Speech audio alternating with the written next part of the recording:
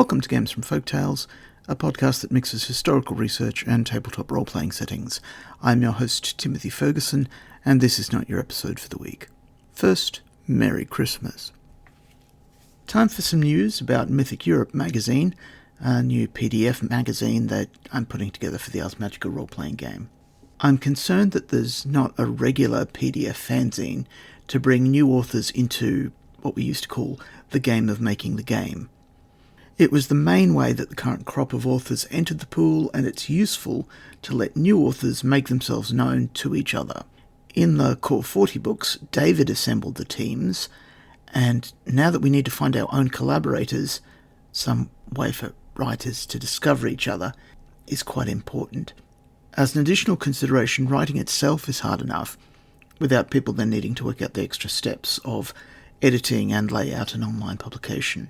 There may be authors who need help with that first step onto the ladder of self-publishing, and I hope this magazine will provide that. There are two active Ars Magica fanzines, technically in English, but for good reasons, both of them are in hibernation. Offering to edit a magazine lets me solve one of the problems of this podcast, which is that sometimes the magazine articles could act as additional material or as scripts for podcast episodes. I'm almost certain this magazine won't pay for itself. This is what eventually kills all of the Ars Magica fanzines. The person running it loses the will to put time and money into something that seems thankless. Between Mythic Venice sales, Magonomia royalties, and the money from you, the Games from Folktales subscribers, which has gathered over the last 7 years, I have a battery of around $1,000 that can be spent on this project. This was the same pool of money that Mythic Venice's cartography budget came out of. Mythic Venice has since, thankfully, paid that back. This is my delicate way of suggesting that if you aren't currently a Patreon sponsor, you might consider it. Speaking of subscriptions, this magazine won't be subscription-based. It will be sold on drive-through as single issues.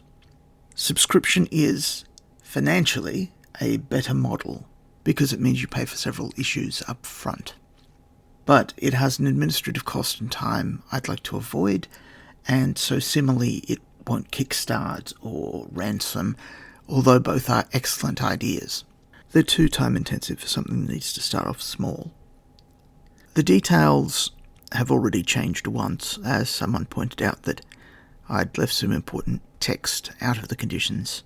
So rather than me reading them out to you now, I'd suggest you head over to the blog that accompanies the podcast, where you'll find them in detail.